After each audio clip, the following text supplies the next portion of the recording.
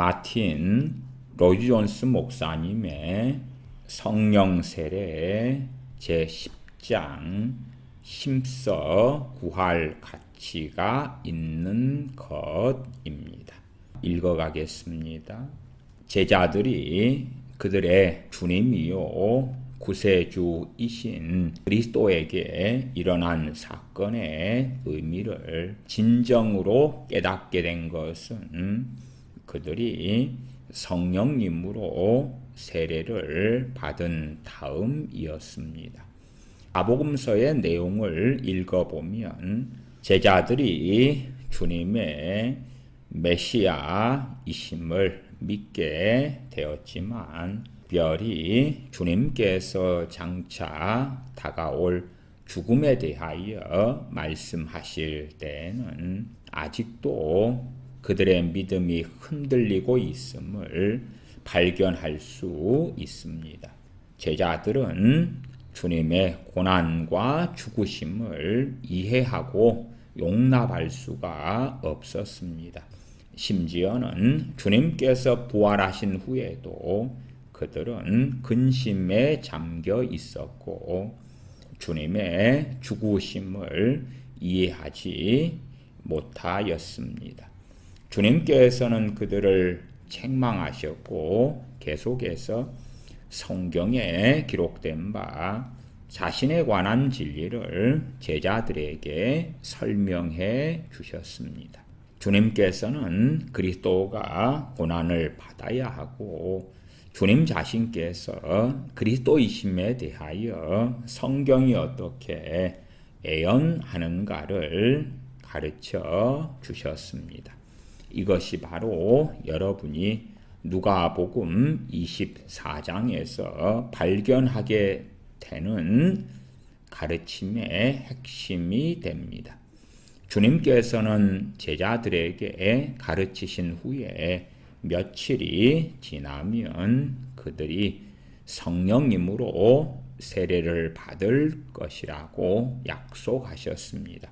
그리고 그들은 오순절 날이 이르러 성령님으로 세례를 받았고 사도 베드로가 그들의 대변자와 설교자로서 전에는 그가 결코 알지 못했던 방법으로 예수 그리스도의 죽으심의 의미를 설명할 수 있게 되었습니다. 다시 말하자면 주님께서는 성령님이 충만히 임하시면 모든 진리 가운데로 인도하실 것이며 제자들이 당시에 이해하지 못했던 것들을 이해할 수 있도록 인도하실 것이라고 말씀하셨습니다. 이제 그것은 그때와 마찬가지로 오늘날에도 진실된 원리가 됩니다. 우리 모두는 과거에 살았던 많은 사람들, 즉 하나님의 성도들의 증거를 함께 보았고 모든 사람에게 공통된 한 가지가 있음을 보았습니다. 즉 그것은 그들이 성령님의 체험을 한 후에는 그 이전에는 결코 경험하지 못했던 주님에 대한 진리와 지식을 가지게 되었다는 것입니다. 그러므로 만일 우리가 십자가 사건의 의미를 이해하려고 한다면 우리는 성령 세례를 필수적으로 받아야만 합니다. 우리의 눈이 진정으로 밝아졌을 때에 우리는 비로소 주님의 십자가 사건의 의미를 이해할 수 있기 때문입니다. 얼마나 많은 사람들이 주님의 십자가 사건의 의미를 잘못 이해하였고 또 아직도 그렇게 하고 있는지 우리는 잘 알고 있습니다. 심지어는 기독교의 범주 안에서조차 주님의 죽으심은 한 평화주의자의 비극적 죽음으로 묘사되고 있으며 이러한 사람들은 이 사건이 발생한 것을 유감으로 생각하고 있습니다. 해방 신학을 믿는 사람들, 자유주의 신학을 믿는 사람들, 진보 신학을 믿는 자들 가운데 매우 많은 사람들이 마틴 로이온스 목사님이 설명한 것처럼 주님의 십자가 사건의 의미를 잘못 이해하며 가르치고 있는 일들을 봅니다.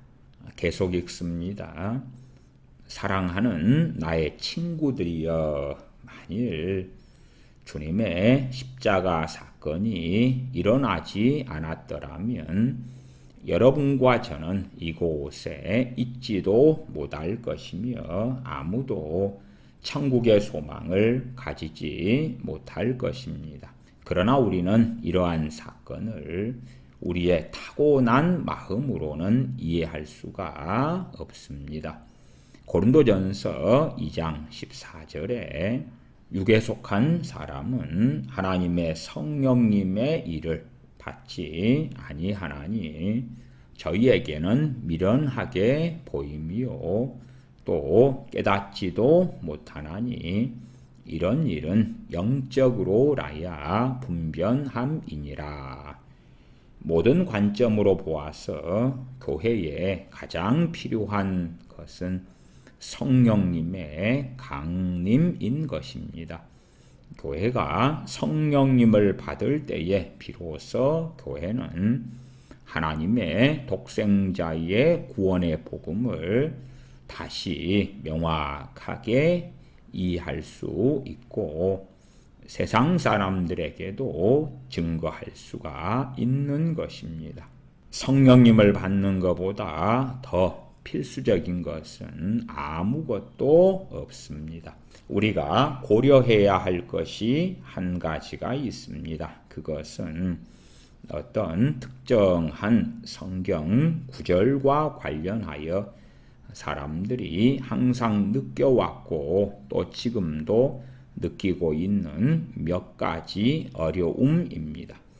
그러한 어려움이란 바로 이러한 성경 구절들이 표면적으로는 모든 그리스도인이 성령님의 세례를 받았으므로 그리스도인들에게 이 축복을 구하라고 강요하는 것은 잘못된 것이라고 말씀하는 것처럼 보인다는 것입니다. 여러분이 그리스도인이라는 단순한 이유로 인해서 여러분은 필수적으로 성령님의 세례를 받았을 것이라고 믿는 사람들이 매우 많습니다. 이제 이것에 관한 성경 구절들을 살펴보도록 합시다. 누가복음 11장 13절에 너희가 악할지라도 좋은 것을 자식에게 줄 알거든 하물며 너희 천부께서 구하는 자에게 성령님을 주지 않겠느냐. 이 구절은 사람들이 혼동하는 말씀들 가운데 하나입니다. 이 말씀은 우리가 이 선물을 구하기만 한다면 그것을 받을 수 있을 것으로 말씀하는 것처럼 보입니다. 주님께서는 오직 간구하는 자녀에 대하여 언급하고 계시는 것을 여러분은 발견합니다. 여기에는 흥미있는 점이 있습니다. 주님께서는 아버지께 성령님을 간구할 자들은 자신들이 하나님의 자녀임을 알고 하나님을 아버지로 믿는 자들임을 당연시하고 있는 것으로 보입니다. 이것은 성령님을 구하는 자들은 오직 하나님의 자녀들 뿐임을 의미합니다. 따라서 성령님을 받는 것은 중생과 함께 자동적으로 발생하는 것을 뜻하는 것이 아니요 성령님을 간절히 구하는 자들은 오직 거듭난 자녀들이라는 것을 뜻합니다. 하나님의 자녀가 아니라면 아무도 성령님을 구하지 않을 것입니다. 주님께서는 세상은 성령님을 받을 수 없다는 것을 분명히 말씀하셨습니다. 요한복음 14장 16절 17절에 내가 아버지께 구하겠으니 그가 또 다른 보혜사를 너희에게 주사 영원토록 너희와 함께 있게 하시리니 저는 진리의 영이라 세상은 능히 저를 받지 못하나니 이는 저를 보지도 못하고 알지도 못함이라. 그러나 너희는 저를 아나니 저는 너희와 함께 거하심이요 또 너희 속에 계시겠습니다. 따라서 성령님을 구하는 자들은 이미 하나님의 자녀요 그리스도인이며 그들은 하나님의 자녀의 자격으로 천국에 나아가는 것입니다. 그것이 바로 그리스도인들의 이 멀리 계신 하나님이 아니요 하늘에 계신 그들의 아버지이신 하나님께로 접근하는 방법이고 그들은 바로 그렇게 해서 하나님께 간구하는 것입니다. 이것은 매우 중요한 원리입니다. 그러나 이보다 더 중요한 것은 간구란 정확히 무엇을 의미하는가 하는 점입니다. 사람들은 간구하기만 하면 하나님께서 즉시 주신다고 생각하는 듯합니다. 그래서 그러한 사람들은 이 구절을 이렇게 해석합니다. 하물며 너희 천부께서 구하는 자에게 성령님을 주시지 않겠느냐. 따라서 그들은 누구든지 하나님께 성령님을 간구하기만 한다면 즉시 성령님을 받을 것이라고 생각합니다. 그러나 여기에서 간구의 의미에 대한 가장 중요한 질문이 발생하며 우리가 방황하게 되는 곳도 바로 이곳입니다. 왜 마틴 로이존스 목사님이 구하는 자에게 성령님을 주지 않겠느냐 할 때 구한다는 것을 간구로 말씀드리냐 그러면 복음 11장 13절 이전에 나와 있는 강청하는 기도에 대한 주님의 자세한 설명 때문에 구하는 것을 간구로 잘 설명합니다. 계속 읽어갑니다. 주님께서는 이 질문에서 일종의 단계를 보여주고 계심을 발견할 수 있습니다.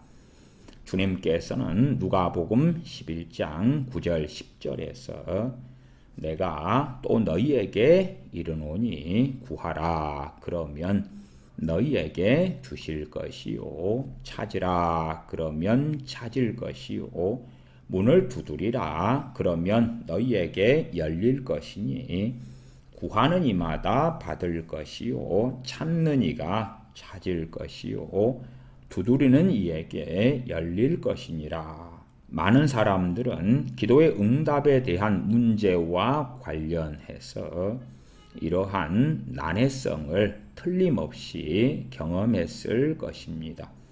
여러분이 간구하기만 하면 받을 것처럼 말하는 성경 구절들이 있습니다. 따라서 사람들은 나는 간구했지만 받지 못했어 라고 말하면서 이 말씀들을 이해하지 못합니다. 제가 제시하는 바 해답은 구하라 라는 말씀에는 우리가 생각하는 것보다 더 큰 내용이 들어있다는 것입니다. 주님께서는 그 표현을 다양하게 말씀하시면서 구하라, 찾으라, 두드리라고 말씀하셨습니다. 진정으로 구한다는 것은 바로 두드리는 것입니다. 다시 말하자면 구한다는 것은 즉흥적으로 요구하는 것을 의미하지 않습니다. 여러분은 갑자기 어떤 필요성을 느껴서 요구를 하게 되지만 다음날 아침이면 모든 것을 잊어버리고 맙니다. 이것은 주님께서 말씀하신 진실된 구함도 아니고 진실된 찾음도 아닙니다. 진실된 구함에는 절실함이 들어 있습니다. 그것은 응답 외의 것에는 만족하기를 거절하는 것입니다. 두드린다는 것은 바로 이때에 오는 것입니다. 여러분은 단순히 먼 곳에서 부르짖는 것이 아니라 다가가고 계속해서 가까이 접근하여 드디어 문 앞에 서서 두드리게 되는 것입니다. 이것이 바로 주님께서 가르치시는 명백한 것입니다. 우리 모두에게 있어서의 위험성은 그리스도인의 믿음의 큰 축복을 거의 자동적인 과정으로 축소시키는 것입니다.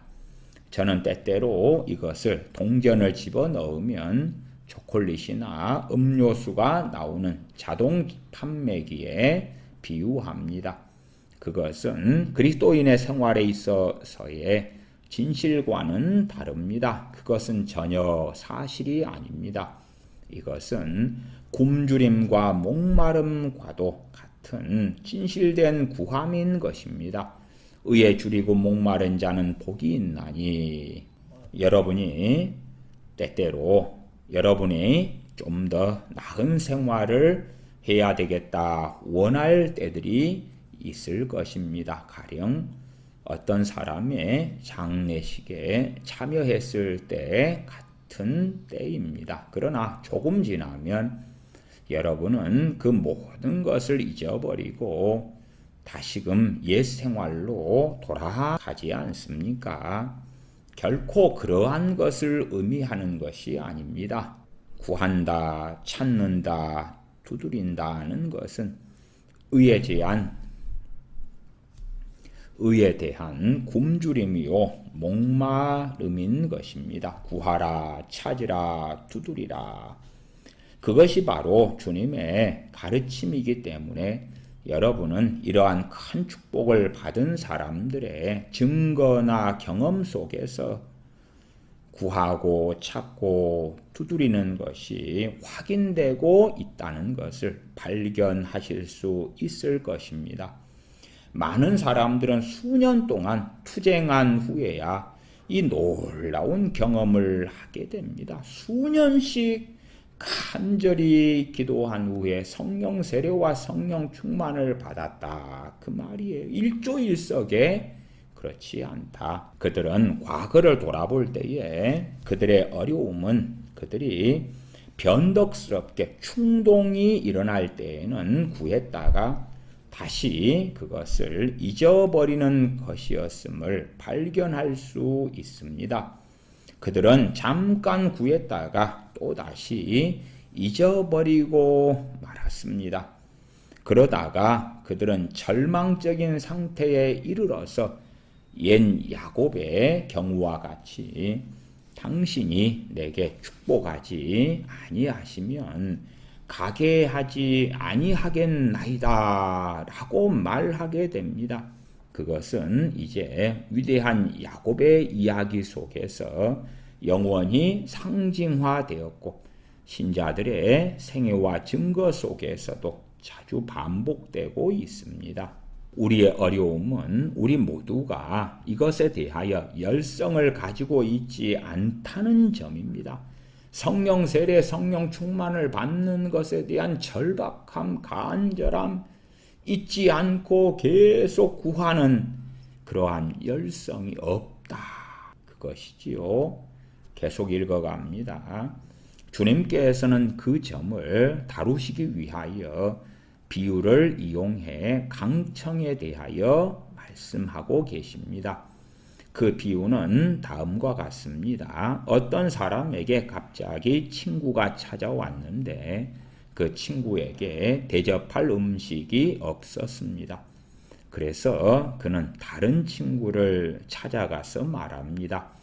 누가복음 11장 6절에서 8절이지요. 내 벗이 여행 중에 내게 왔으나 내가 먹일 것이 없노라 하면 저가 안에서 대답하여 가로되 나를 괴롭게 하지 말라. 문이 이미 닫혔고 아이들이 나와 함께 침소에 누웠으니 일어나 네게 줄 수가 없노라 하겠느냐. 내가 너희에게 말하노니 비록 벗됨을 인하여서는 일어나 주지 아니할지라도 그 강청함을 인하여 일어나 그 소용대로 주리라. 비록 집에 있는 사람이 문이 이미 닫혔고 아이들이 나와 함께 침소에 누웠으니 일어나 네게 줄 수가 없노라 라고 말했지만 이 사람은 결코 거절을 당하려고 하지 않은 것입니다. 이것이 바로 이 비유가 뜻하는 것입니다. 집주인은 가족과 함께 잠자리에 들었기 때문에 모든 식구를 깨울 수는 없어 라고 거절했지만 밖에 선 사람은 계속해서 귀찮게 애원하면서 말합니다. 일어나서 떡을 좀 주게. 지금 막 포착한 친구에게 주어야만 해. 잠자리에 들었던 사람은 드디어 말합니다. 좋아. 잠을 잘 수가 없구나. 이 사람을 쫓아낼 수 있는 방법은 하나밖에 없어. 일어나 그에게 떡을 주어 버리자. 그는 그 사람의 강청함을 인하여 그렇게 한 것입니다. 주님께서는 낭망치 말고 기도할 것을 비유로 하여 가라사대 불의한 재판관과 가난한 과부의 이야기를 통하여 명확히 이 누가복음 11장의 강청함의 기도에 대한 말씀을 하시고 이것과 관련되어 이어져 가는 문맥이 누가복음 11장 13절인 구하는 자에게 성령님을 주시지 않겠느냐. 또한 그 앞에는 구하라 찾으라 문을 두드리라. 그렇게 기도에 대하여 또한 가르쳐 주셨습니다. 계속 읽어갑니다. 이 점이 바로 주님께서 강조하시는 것입니다. 따라서 우리가 이따금씩 하나님께 이 성령 세례와 성령 충만이라는 축복을 간구하지만 아무것도 일어나지 않는다고 해서 하나님을 원망해서는 안 됩니다. 우리는 이 조건을 충족시키지 못한 것이며 진정으로 구하지 않은 것이기 때문입니다. 구하라, 찾으라, 두드리라. 당신이 내게 축복하지 아니하면 가게 하지 아니하겠나이다와 같은 말씀을 잊지 마십시다. 이것이 이 사건에서 가장 중요한 점입니다. 이것은 성경의 가르침 속에 포함되어 있고 성도들의 간증과 경험에 의해서 확인됩니다.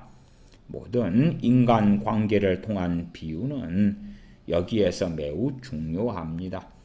인간의 부모도 자녀가 간구하는 즉시로 항상 주지는 않습니다.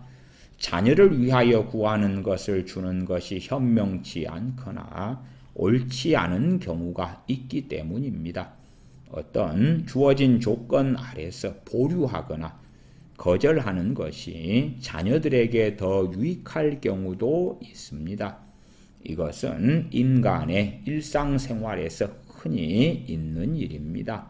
하나님께서는 우리의 아버지이시기 때문에 우리가 원하는 축복을 항상 즉시 우리에게 주시지는 않습니다. 이것에 대하여 우리는 하나님께 감사드려야 합니다. 만일 하나님께서 우리가 구하는 것을 즉시 주신다면 우리는 결코 성장하지 않을 것입니다. 이것은 우리의 성화를 위한 모든 과정의 일부분이 됩니다. 축복을 보류함으로써 하나님께서는 우리를 살피시고 시험하시며 우리가 우리 스스로를 시험하게 하시고 축복의 조건을 깨닫도록 하시며 우리의 영적 생활 전체가 깊어지도록 하십니다. 우리가 속해 있는 세대는 이것을 쉽게 잊어버립니다. 우리는 항상 지름길과 쉬운 방법과 어떤 축복의 보따리를 원하는 족속입니다. 또한 이것은 금세기의 기독교 서적들과 19세기 중반까지의 기독교 서적들 사이에 가장 큰 차이점 중에 하나입니다. 19세기 중반까지의 설교집이나 기독교 서적들 같은 경우는 지름길, 쉬운 방법, 어떤 축복의 보따리 같은 것들로 성경을 해석하고 가리키지 않은 책들이 대부분이었는데 마틴 로이존스 목사님 때가 되었을 때 말하자면 20세기 그때의 신앙 서적들은 축복의 보따리, 쉬운 방법, 지름길을 제시하는 매우 미혹적인 잘못된 서적들로 득하게 되었다고 말하지요. 계속 읽어갑니다. 사람은 수년이나 축복을 간구한 후에야 그것을 받게 되는 경우도 있지만 여기에는 하나님의 목적이 있는 것입니다. 하나님께서는 그들을 다루시며 주어진 길로 그들을 인도하십니다. 노력이 없이는 그리스도인의 생활의 높이를 결코 알 수 없습니다. 여러분은 이러한 것들을 얻기 위해서 찾고 두드리고 강청하는 수고를 해야만 합니다. 너무도 많은 사람들이 이 점에 있어서 혼동에 빠지는 것은 그들이 주님께서 누가복음 11장에 말씀하신 것을 잊어버렸기 때문입니다. 이제 두 번째로 앞의 것과 매우 비슷하지만 약간 다른 어려움을 살펴보십시다. 이것은 사도행전 2장 37절에서 39절에 나와 있습니다. 여기에서 베드로 사도는 오순절 날이 이르러 말씀을 전하고 있습니다. 저희가 이 말을 듣고 마음에 찔려 베드로와 다른 사도들에게 물어가로되 형제들아 우리가 어찌할꼬 하거늘 베드로가 가로되 너희가 회개하여 각각 예수 그리스도의 이름으로 세례를 받고 죄 사함을 얻으라. 그리하면 성령님을 선물로 받으리니 이 약속은 너희와 너희 자녀와 모든 먼데 사람 곧 주 우리 하나님이 얼마든지 부르시는 자들에게 하신 것이라. 사람들은 베드로 사도의 말이 매우 간단하다고 생각합니다.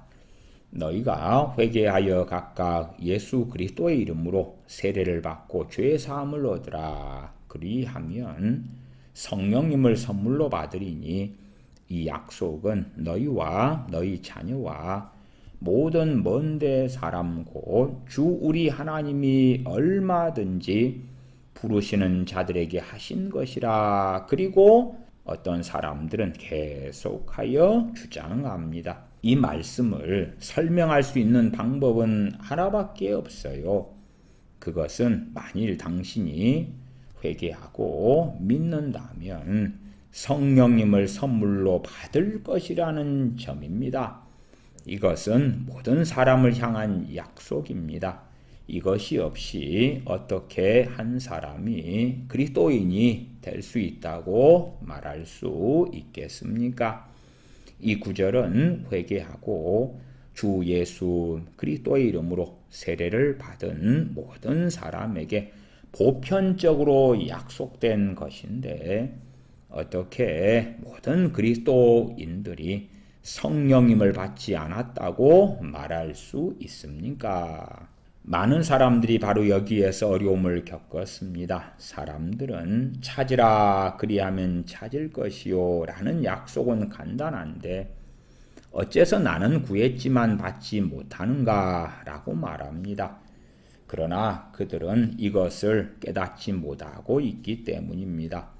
그들은 하나님께서 때때로 약속을 지키지 않으신다고까지도 생각합니다. 그들은 하나님의 모든 약속은 항상 조건을 가지고 있다는 것을 깨닫지 못하고 있습니다. 약속이란 그것이 모든 사람들에게 자동적으로 주어진다는 것을 의미하지 않습니다. 약속이란 일반적으로 조건이 따라옵니다. 성경에서 우리에게 주어진 몇 가지 구절들을 기억해 보십시다. 예를 들면 사도 베드로는 베드로후서 1장 1절에서 예수 그리스도의 종과 사도인 시몬 베드로는 우리 하나님과 구주 예수 그리스도의 의를 힘입어 동일하게 보배로운 믿음을 우리와 같이 받은 자들에게 편지하노니 하나님과 우리 주 예수님을 알므로 은혜와 평강이 너희에게 더욱 많을지어다.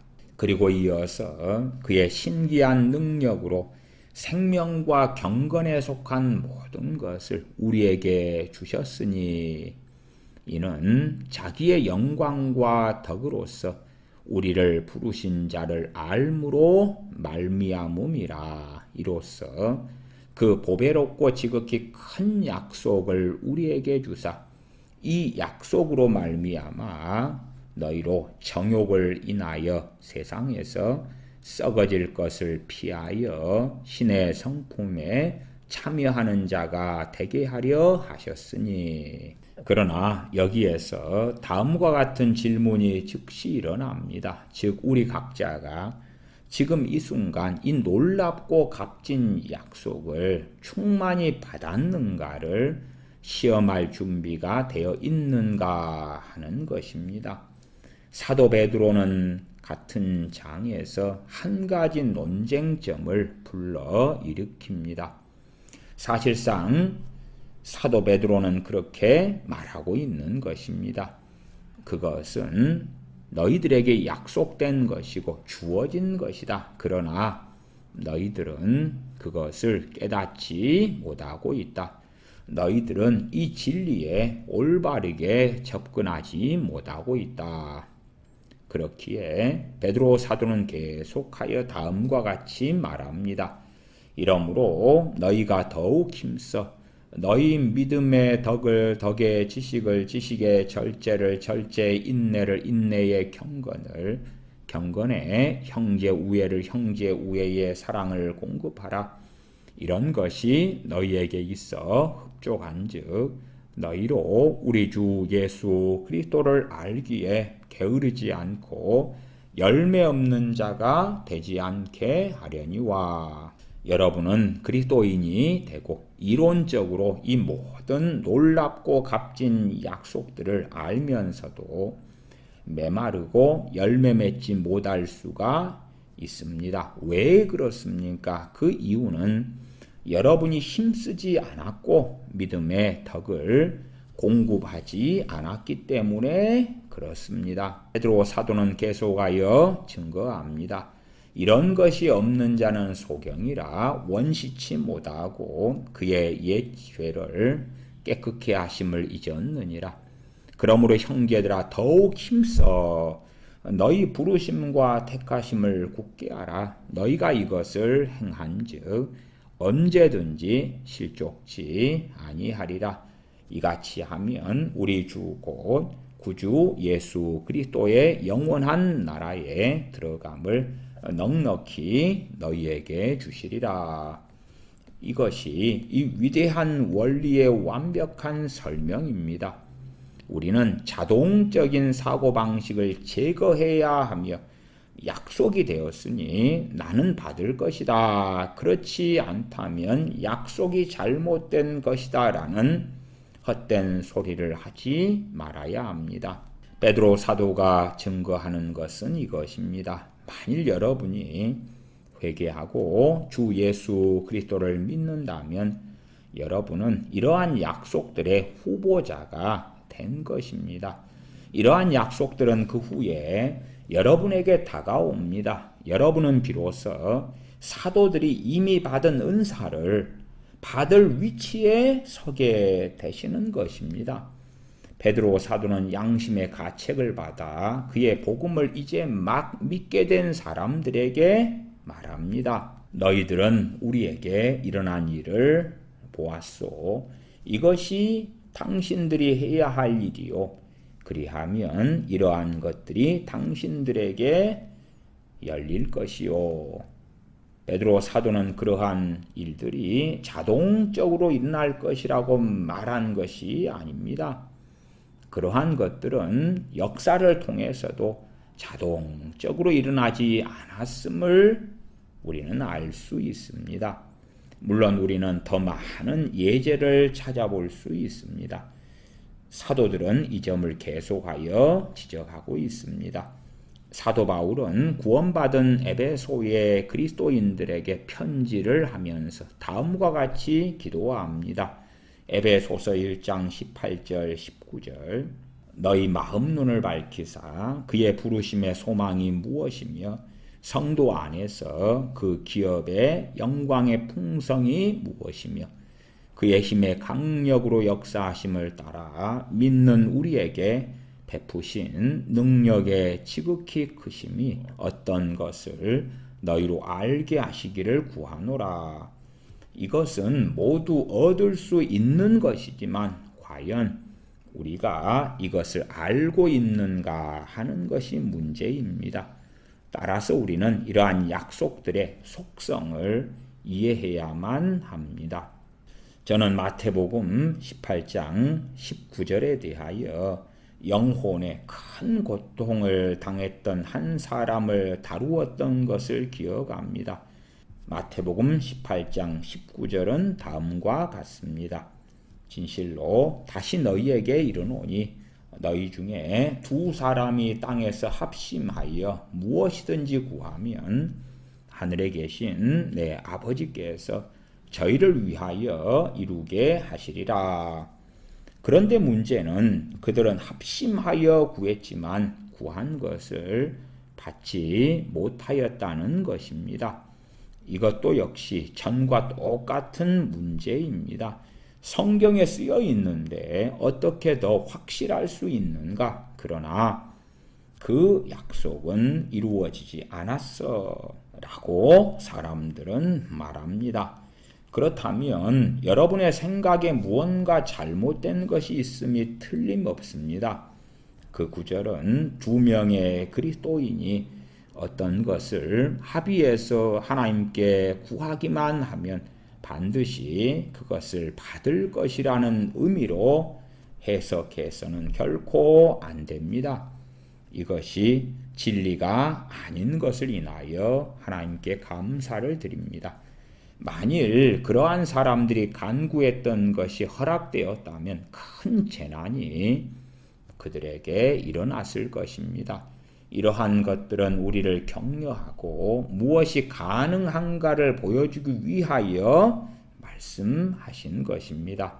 그러나 우리는 우리가 간구하기만 하면 하나님께서 반드시 응답하셔야 하는 어떤 위치에 계시다고 생각해서는 결코 안 됩니다. 그것은 기독교의 가르침이 아닌 것입니다.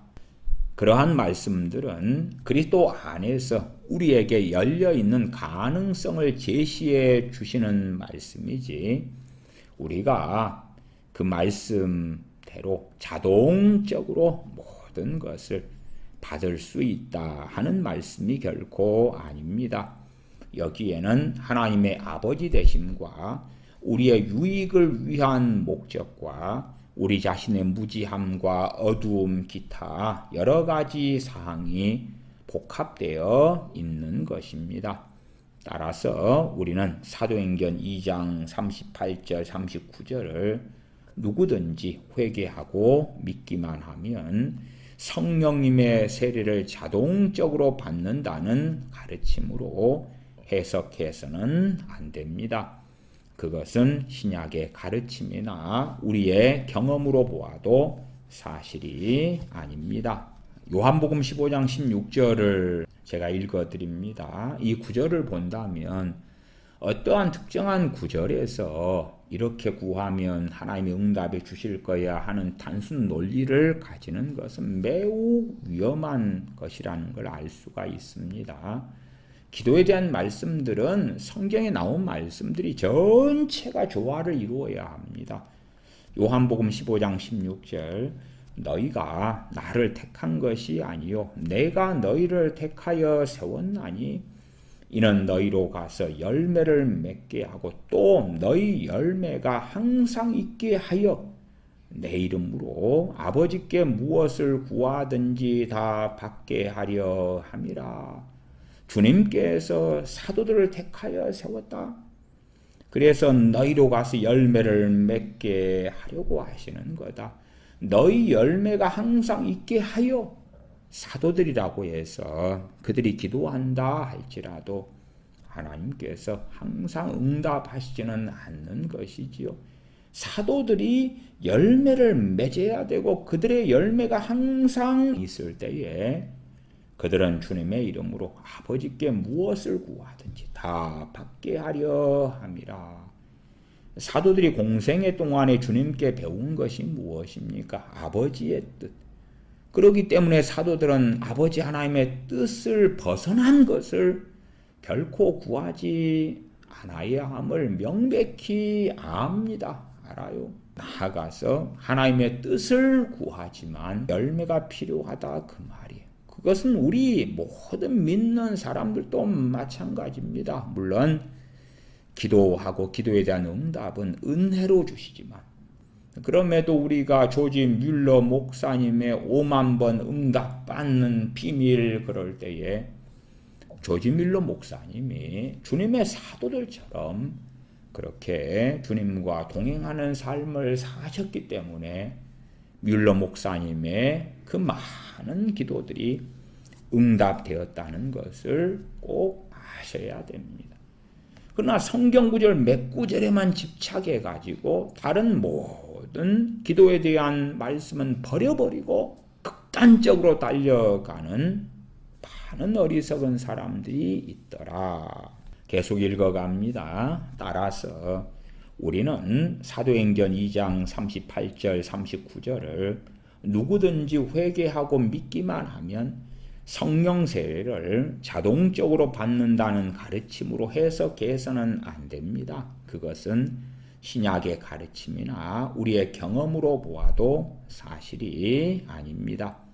이제 마지막으로 고린도전서 12장 13절을 살펴보십시다. 우리가 유대인이나 헬라인이나 종이나 자유자나 다 한 성령으로 세례를 받아 한 몸이 되었고 또 다 한 성령님을 마시게 하셨느니라. 이제 강조점은 모든 그리스도인들은 성령님에 의해서 세례를 받았다고 믿고 있는 사람들에 의해서 다라는 말에 주어집니다. 그러한 사람들은 이것이 진리이기 때문에 성령 세례는 모든 그리스도인들에게 주어져야 한다고 주장합니다. 제가 미리 말씀을 드리면 이 고린도전서 12장 13절에 다 한 성령님으로 세례를 받아 할 때는 성령 세례를 말씀하는 내용이 아니고 중생을 성령님으로 거듭나는 것에 대한 것이라고 마틴 로이존스 목사님은 뒤에 잘 논리적으로 설명해 줍니다. 그래서 성령 세례를 다 받았다. 그러한 성령 세례는 중생과 함께 주어지는 것의 증거 구절이 고린도전서 12장 13절이 아니다. 그 말입니다. 계속 읽어갑니다. 이러한 논쟁은 이제 우리에게 친숙해졌고 성령 세례를 구분된 경험으로 믿고 있지 않는 사람들에 의해서 항상 논의되어 왔으며 오늘날에도 흔히 논의되고 있습니다. 그들은 이 고린도전서 12장 13절 한 구절만으로 충분하다고 주장합니다. 그들은 이 한 구절은 모든 믿는 사람들이 성령 세례를 받았음을 말하고 있다고 주장합니다.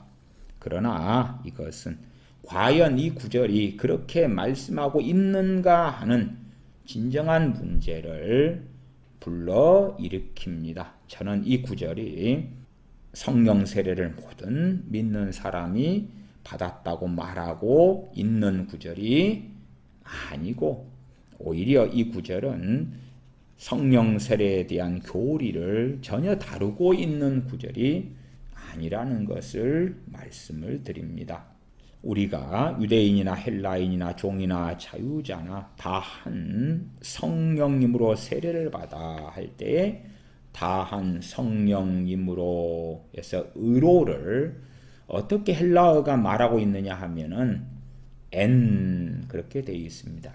N이라는 헬라어는 영어로 하면 인을 이야기하는데 N은 다양한 의미를 가지고 사용돼요. 그래서 N의 어떤 사용들에 대하여 그리고 성령님으로 할 때에 N 퓨뉴마 할 때에 그 N을 어떻게 해석할 것이냐에 따라서 이것이 성령 세례가 되느냐 아니면 성령님을 통한 중생이 되느냐 하는 의미가 전혀 달라지게 됩니다.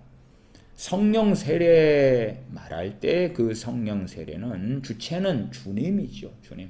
주님께서 불과 성령님으로 세례를 주시는 것. 그래서 영어로 한다면 그 N을 성령님으로 주시는 세례하면 with the Spirit 그렇게 가는 것이고 성령님이 주체가 되어서 하는 세례는 by the Spirit 성령님에 의한 성령님이 주체고 마틴 로이 존스 목사님이 증거하는 성령 세례는 주님께서 성령님으로 세례 주시는 주님이 주체가 되고 그래서 헬라어 N이 어떠한 단어가 될 것이냐 하는 것을 이어서 설명해 줍니다. 계속 읽어갑니다. 영어 성경에 RV 번역본을 빼놓고 모든 번역본에서는 헬라어 N이라는 단어를 by로 번역했습니다. 여기에 대한 대답은 오직 하나밖에 없는데 그것은 헬라어 N이 원인을 나타내는 의미로 사용되었기 때문에 RV 번역본을 제외하고는 모두 다 N이라는 헬라어를 by 성령님에 의해서 세례를 받았다로 번역한 것입니다.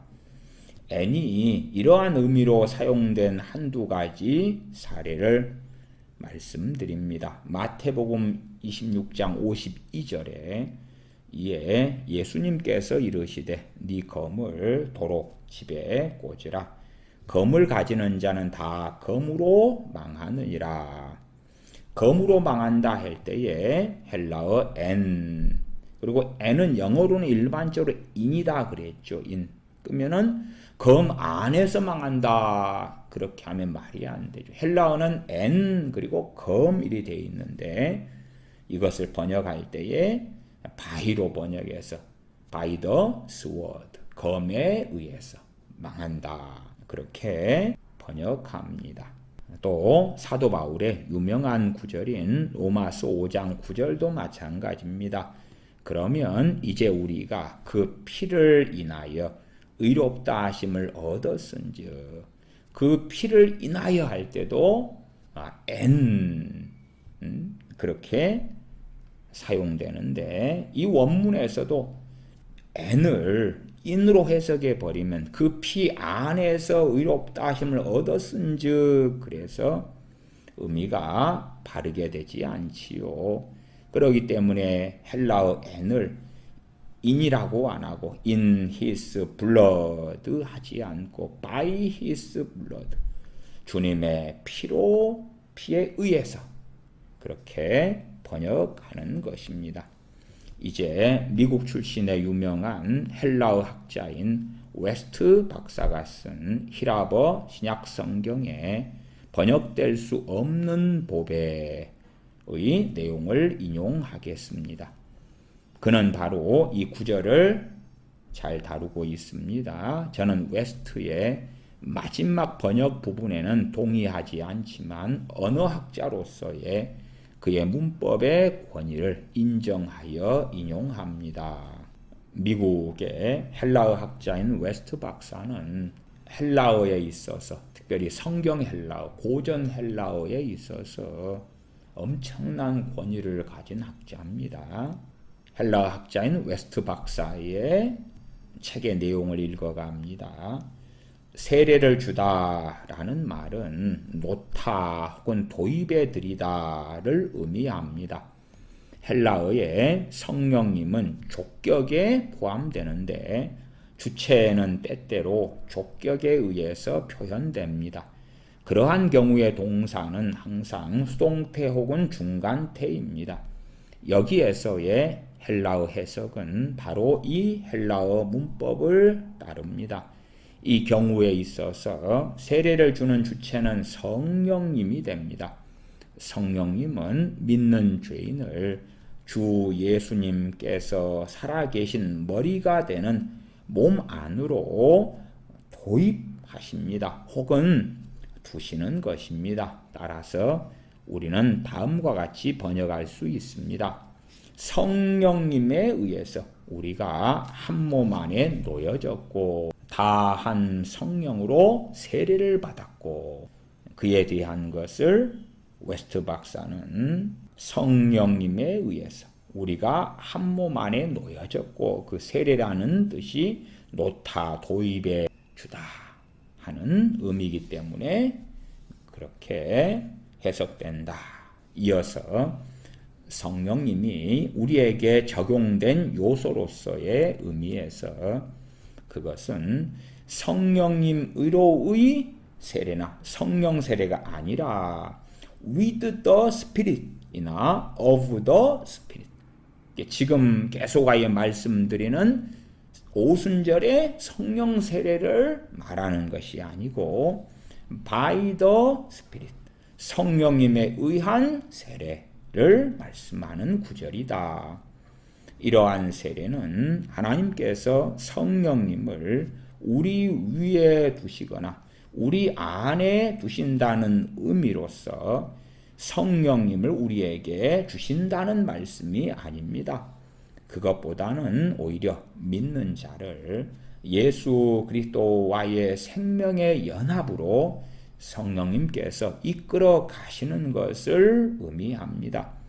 그래서 이것은 성령님에 의한 세례이지 능력을 주시는 성령님으로 세례 주시는 주님에 대한 말씀이 아닙니다. 누가복음 3장 16절에 나보다 능력이 많으신 이가 오시나니 나는 그 신들매를 풀지도 감당치 못하겠노라. 그는 성령님과 불로 세례를 주실 것이요. 여기에서도 헬라어는 n이 사용되었습니다. 그런데 성령님과 불로 그럴 때에 그 with the Holy Spirit and with fire, with로 번역합니다. 그렇기 때문에 고린도전서 12장 13절에 성령님에 의한 세례로 표현되는 것은 고린도전서에서는 옳습니다만은 앞에 인용된 다른 구절들에서는 옳지 않습니다. with the Spirit, 성령님으로 하는 것은 주님께서 주체가 되셔서 성령님으로 세례 주시는 것을 말하는 것이고, by the Spirit 그러면 성령님에 의해서라고 말씀하는 것이고, 세례를 베푸는 주체가 성령님이 되시는 것입니다. 그렇기 때문에 고린도후서 12장 13절에 주체가 성령님이 되시는 by the Spirit, 것은 사도행전의 성령 세례에 대한 말씀이 아니고 중생에 대한 말씀, 중생을 통한 예수 그리스도와의 생명의 연합을 맺게 해주시는 성령님의 중생케 하시는 사역에 대한 말씀을 의미합니다. 계속 로이존스 목사님은 이야기합니다. 이러한 웨스트 박사의 설명은 오늘날에 있어서 고린도전서 12장 13절의 문제에 관한 가장 권위 있는 설명을 해주고 있기 때문에 매우 중요합니다. 즉 고린도전서 12장 13절의 세례는 다른 성령 세례와는 명확히 다른 것입니다. 성령 세례에 대한 모든 언급에서 세례를 베푸시는 주체는 주 예수 그리스도이시며 주님께서 성령님으로 세례를 베푸시는 것에 대한 말씀들은 우리가 익히 보아왔습니다. 주님께서 베푸시는 성령 세례는 능력을 주고 증인을 만들고 우리로 하여금 증거하도록 하는 세례인 것입니다. 우리가 지금까지 보아온 성령 세례의 목적은 예수 그리스도와 마찬가지로 진리에 대한 살아있는 증인이 되도록 하기 위하여 능력과 확신을 우리에게 주셔서 우리가 주님의 증인되도록 하는 것입니다. 이것이 바로 성령 세례의 목적이고 이것이 바로 주 예수 그리스도에 의하여 성령님으로 베푸시는 세례인 것입니다. 그러나 사도 바울은 고린도전서 12장 13절에서는 완전히 다른 문제를 다루고 있습니다. 고린도전서 12장 13절에 있어서 사도 바울의 목적은 고린도 교회에서 발생한 혼란을 다루기 위한 것이었습니다. 그들은 자신들이 받은 여러 가지 은사들에 대하여 여러 면에서 분열되고 있었습니다. 그래서 사도 바울은 이렇게 말하는 것입니다. 이렇게 당신들이 행하는 것은 어처구니 없는 일입니다. 여러분들에게 이 모든 은사들을 주신 분은 동일한 성령님이십니다. 이 모든 일은 같은 한 성령님이 행하사 그 뜻대로 각 사람에게 나누어 주시느니라. 이 모든 은사들 가운데 행하시고 각 사람들에게 나누어 줄 은사들을 결정하시는 분은 성령님이십니다. 그러므로 그것에 대하여 당신들은 분쟁하지 말며 시기하거나 질투하거나 서로 비방하지 마십시오. 여러분 모두는 그 성령님의 은사들이 어떤 것이든지 간에 한 분이신 성령님으로부터 그것을 받았기 때문입니다. 성령님께서 바로 모든 은사들을 여러분에게 주신 분입니다. 그러면서 사도 바울은 계속하여 말씀하는 것입니다. 몸은 하나인데 많은 지체가 있고 몸의 지체가 많으나 한 몸임과 같이 그리스도도 그러하니라. 그것은 우리 모두가 유대인이건 혹은 이방인이든지 간에 한 성령님에 의하여 그리스도의 한 몸 안으로 세례를 받았기 때문이라고 말합니다. 우리 모두는 유일한 성령님을 마시도록 다시 지음을 받은 것입니다. 사도 바울은 계속해서 성령님의 활동에 대하여 고린도전서 12장에서 설명하고 있는데 이것이 바로 RV 영어 번역본을 제외한 모든 영어 성경의 번역본들이 N이라는 헬라어를 by 성령님에 의하여로 번역한 이유인 것입니다. 이것은 성령님의 사역에 대한 사도 바울의 계속적인 설명입니다. 사도 바울은 여기에서 성령님의 능력이나 증거에 대하여 말하고 있지 않고 모든 그리스도인들은 동일하게 성령님에 의하여 거듭난 자들인 것을 그들에게 상기시키고 있는 것입니다. 이것은 모든 그리스도인들에게 사실입니다. 여러분은 거듭나지 않고는 그리스도인이 될 수 없었고, 거듭남이야말로 성령님의 사역인 것입니다. 거듭나게 하시는 분은 성령님이십니다. 성령님께서는 중생시키셔서 그 사람을 그리스도의 몸 안으로 넣으시는 것입니다. 이것이 바로 고린도전서 12장 13절의 의미인 것입니다. 그래서 사도 바울은 너희에게 각기 다른 은사를 주신 성령님은 너희 각 사람을 이끌어 그리스도의 몸 안에 두신 동일한 성령님이시기 때문에 너희들은 각자를 분리되는 지체로 생각해서는 안 된다. 사도 바울은 그의 주요 논쟁점을 다시 한번 강조하고 있습니다. 성령 세례에 대한 교리를 다루는 것은 고린도전서 12장에서 사도 바울의 관심사가 아닙니다. 그렇기 때문에 고린도전서 12장 13절에 다 한 성령님으로 세례를 받아는 성령 세례의 교리에 대한 말씀이 아닙니다. 사도 바울이 말씀한 것은 모든 그리스도인은 그들이 유대인이든지 혹은 이방인이든지 간에 이제는 그리스도 예수님 안에서 하나이며 그들 모두는 그리스도께서 친히 머리가 되신 몸에 각기 다른 지체임을 보여주기 위한 것입니다. 또한 그것이 성령님의 역사라고 사도 바울은 증거한 것입니다.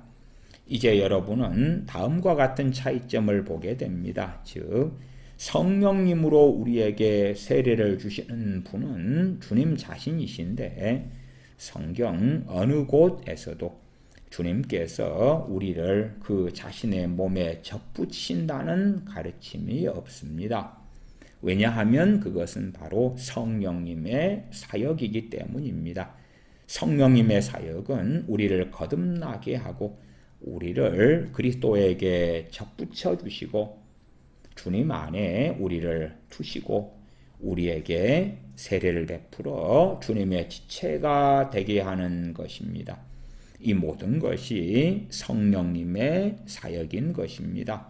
우리를 구원의 길로 인도하시는 분은 성령님이시고 이것은 모든 그리스도인들에게 동일합니다. 모든 그리스도인들은 사도 바울이 고린도전서 12장 13절에 말한 것처럼 그리스도의 몸 안으로 성령님에 의하여 세례를 받은 것입니다. 우리가 유대인이나 헬라인이나 종이나 자유자나 다 한 성령님으로 세례를 받아 한 몸이 되었고 또 다 한 성령님을 마시게 하셨느니라. 따라서 우리는 이 한 성령님을 함께 마신 것입니다.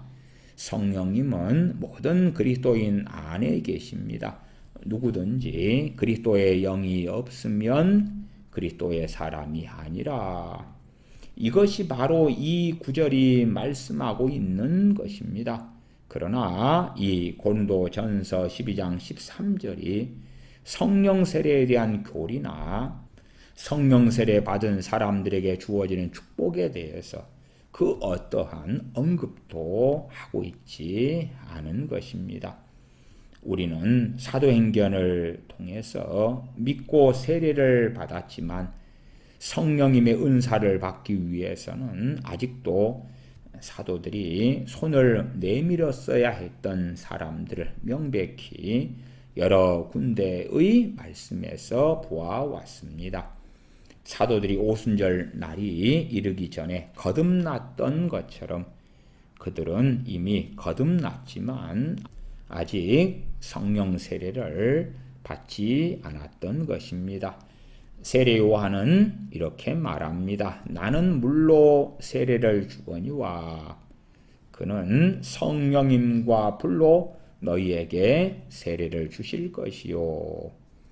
지금까지 우리는 어떤 사람들이 성령 세례에 대한 교리를 다룸에 있어서 부딪히는 중요한 어려운 점들을 다루어 왔습니다. 저는 결론으로서 여러분들에게 다음과 같이 질문하고자 합니다. 여러분은 그리스도를 알고 있습니까? 여러분은 여러분을 향한 그리스도의 사랑을 알고 있습니까? 여러분은 여러분 안에서 역사하시는 그리스도의 능력을 알고 있습니까? 여러분은 그리스도께서 당하신 고난과 죽으심의 의미를 진정 이해하고 있습니까? 여러분은 오순절 이전의 제자들의 상태에서 벗어나서 오순절 이후에 제자들의 상태로 들어가셨습니까? 마지막으로 중요한 것은 바로 이러한 문제들입니다. 이러한 질문들을 통하여 우리가 과연 성령 세례를 받았는가, 그렇지 않은가를 시험해야 합니다. 기도하겠습니다. 아버지 하나님, 우리 주 예수 그리스도의 복되신 은혜와 사랑을 통하여 죄인들인 저희를 구원하시기를 기뻐하심에 감사와 찬양을 드립니다. 또한 단지 주님을 믿는 것만으로는 거룩한 길, 의의 길, 진리의 길, 주님의 증인된 삶을 살 수 없기 때문에 아버지 하나님께서 약속해 주신 성령님을 보내어 주시는 그 놀라운 복된 약속을 저희가 가지고 있습니다. 저희가 간절히 절박하게 목마른 사슴이 시냇물을 찾는 것처럼, 굶주린 사람이 음식을 구하는 것처럼 배부르기 전까지는 멈출 수 없고 해갈하기 전까지는 멈출 수 없는 것처럼 간절히 성령 충만과 성령 세례를 아버지께 구할 때에 구하는 자에게 성령님을 부어주시는 약속의 말씀을 저희가 붙듭니다.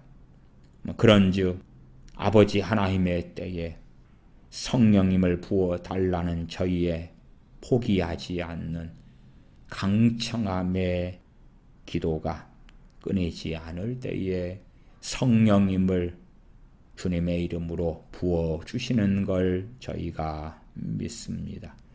성령 세례, 성령 충만에 대한 절박함을 가지고, 갈급함을 가지고, 열정, 열망을 가지고 끊임없이 우리 자신의 능력으로 주님의 증인된 삶을 살지 못하는 줄을 알기에 성령 충만을 구하는 저희들에게 성령님을 부어 주시옵소서. 우리 주 예수님의 이름으로 기도하옵나이다. 아멘.